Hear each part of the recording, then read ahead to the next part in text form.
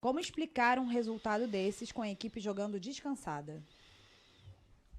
Mas vai acontecer, já aconteceu muitas vezes, aconteceu hoje, vão acontecer outras vezes. Isso não quer dizer que no momento que uma equipe descansa, ela tem a certeza da vitória.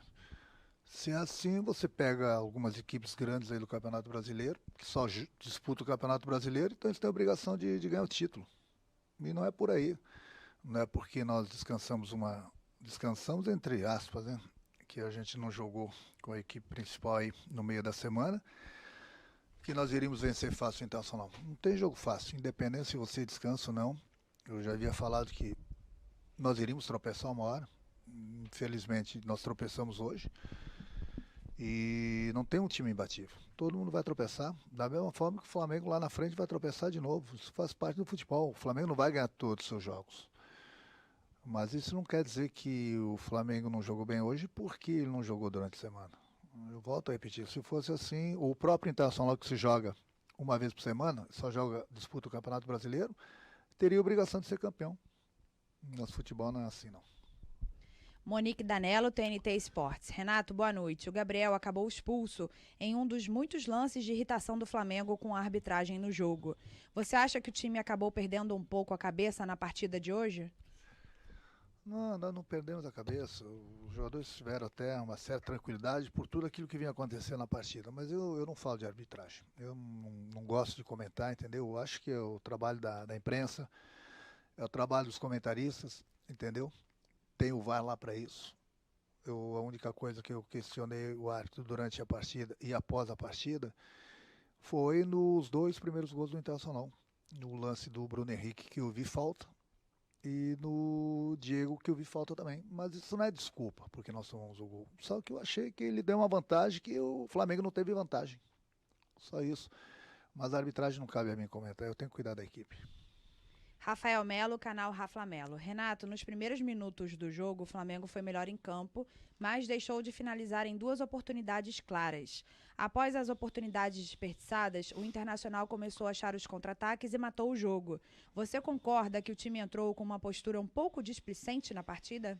Não foi displicente não. Não sabíamos que o Internacional iria jogar por uma bola parada, iria jogar principalmente no contra-ataque. E foi assim que o Internacional achou seus gols. Todos os gols deles foi no contra-ataque, onde a gente não soube matar a jogada, deu espaço. Nós sabíamos que do jeito que o Flamengo joga poderia acontecer. Infelizmente aconteceu, mas principalmente aquilo que eu falei nos dois primeiros gols do Internacional. Eu achei principalmente no primeiro gol no Bruno Henrique, foi uma falta bem clara, que ele não deu, e a partir daí resultou o primeiro gol do Internacional. Felipe Schmidt, GE. Boa noite, Renato. Quando o Flamengo teve uma sequência de vitórias, você já vinha alertando que uma hora o time iria tropeçar. Agora, como lidar e o que retirar de uma derrota como essa no Maracanã? A gente aprende sempre com as derrotas, a gente aprende com os empates, a gente aprende com as vitórias, mas isso é um papo que eu sempre tenho com o grupo. É, as coisas no Brasil, principalmente, no momento que você ganha, você é bom. E da noite para o dia, quando você não ganha, você não é bom.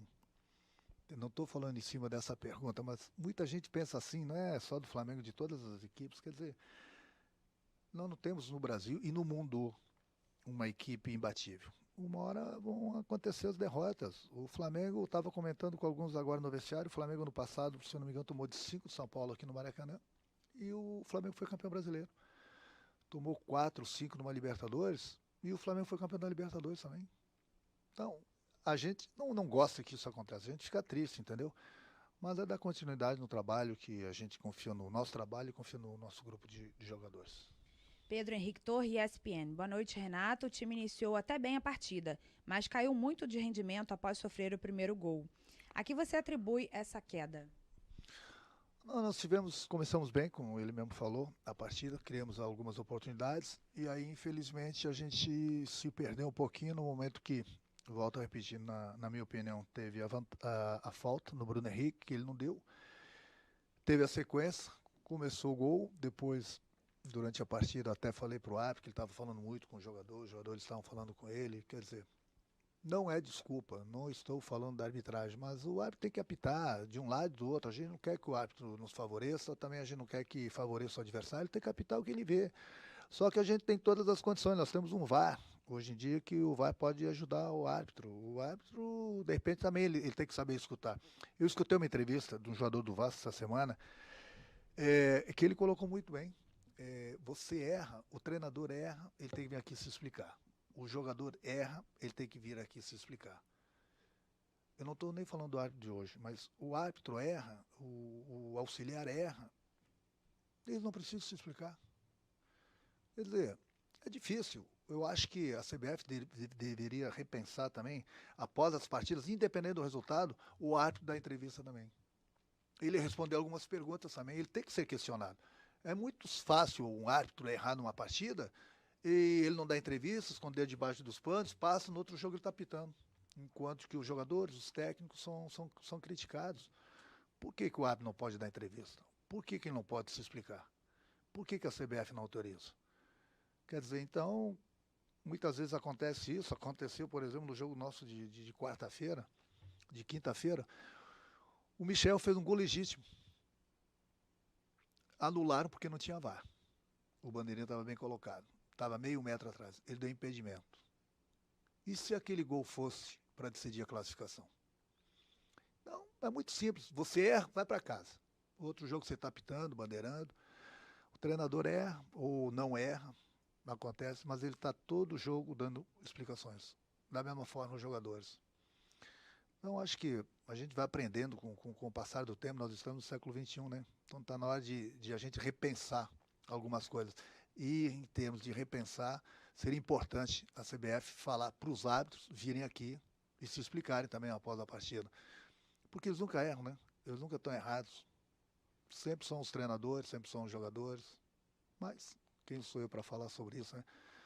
Mas seria importante, interessante os clubes se reunirem com a CBF e colocar isso para os árbitros também darem entrevista após as partidas. Luiz Antônio, canal Luiz Antônio Rubro Negro. Boa noite, Renato. Hoje o Flamengo não teve uma dinâmica de proteção para sua defesa e tomou 3 gols de transição apoiada e 1 de transição direta. Como resolver esse problema para os próximos desafios? Não, a gente tem treinado, o grupo está bem, a gente tem treinado, tem jogado bem, entendeu? Aquilo que eu falei, não é por causa de uma derrota, lá a gente fica triste até pelo placar, pelo que aconteceu. Hoje quase não deu nada certo pra gente, né? E o Internacional soube se aproveitar disso. Mas é continuar o trabalho. Então, até antes dessa partida, todo mundo era jogador de seleção brasileira, o técnico era um dos melhores do Brasil. E agora, não, tudo bem, a gente entende, nada deu certo hoje pra gente, acontece. Pode ter certeza que o Flamengo, e quarta-feira é outra competição, é Libertadores, e pode ter certeza que vai ser um Flamengo bem diferente do que foi hoje. Wesley Ramon, Portal Urubu Interativo. Renato, o Flamengo vem de 7 vitórias e com goleadas. Hoje é goleado pelo Internacional em casa. Na partida anterior, o Flamengo foi poupado. Você acha que isso pode ter influenciado no ritmo de jogo dos jogadores? Não, aquilo que eu falei, se fosse assim, as equipes que estão disputando, inclusive o Internacional, disputam uma partida por semana só disputa o Campeonato Brasileiro. Teria a obrigação de ganhar o campeonato. E mesmo assim é difícil para quem joga 2, 3 vezes por semana, para quem joga uma vez só. Aconteceu, hoje aquilo que falei, se nós tivéssemos aproveitado as 2, 3 primeiras oportunidades, o jogo seria totalmente diferente. Mas infelizmente nós não aproveitamos, o Internacional soube se aproveitar, jogou no contra-ataque, achou seus gols e venceu a partida. Última pergunta, Mauro Santana, canal do Mauro Santana. Até que ponto o time se deixou levar pelo retrospecto positivo na atuação de hoje? Não, ninguém entrou com salto alto, bem pelo contrário. Uma das coisas que eu mais cobro do meu grupo é isso. Eu sempre falo para eles, olha, quando as equipes enfrentarem o Flamengo, o pessoal vai mudar a tática, o esquema de jogo, alguns jogadores, para que eles saibam das dificuldades que vão encontrar quando jogam contra o Flamengo. Todo mundo vai dar vida contra o Flamengo, todo mundo. Eu sempre preparo, eu sempre converso com eles sobre esse tipo de assunto. Mas infelizmente aquilo que eu falei, hoje não deu praticamente nada certo pra gente. E ainda assim nós perdemos um jogador no segundo tempo para complicar ainda mais. Mas aquilo que eu falei, a gente aprende com as vitórias e a gente aprende com as derrotas também. Quarta-feira tem mais outra competição, é o que eu falei, pode ter certeza que que o Flamengo vai ser o Flamengo de sempre antes dessa partida. Obrigada.